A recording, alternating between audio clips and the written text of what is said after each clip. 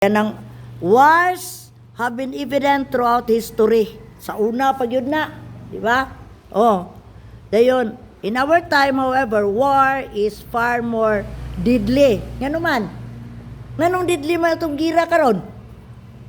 Sa una, ang nilang gira. Kang David ganito, o Gulayat.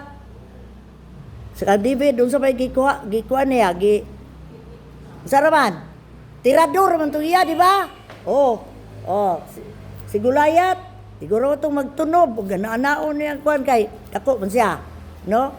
Ang ila espada, katong face-to-face gyud gubat. Ya, spear, ana. Karon, unsa man karon?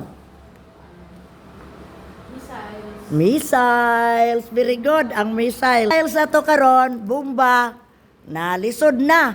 Dili naman kita layo ra kayo sa tanan, no? Layo ra kayo sa tanan ta, pero ug bombahan ta patay. Patay ta, no? Weapons of immense power to maim and kill. Na tanawa, nga mupat nga kuana dili gina pwede. Weapons that reach across continents in minutes, di ba? Katulad na ang nahitabo sa Israel o Ukraine, dayon sa Iran, sa naturon nga di man yun na masalo ng missile, masalo day na nga murang mo to kalibang ra sa kuan, layo ra kay estada na paghuman niduntol dito og asa dapit nila nabungkag dito. Unya si Paul adds peace dimension to this prophecy. Peace, kalinaw na kay kalinaw.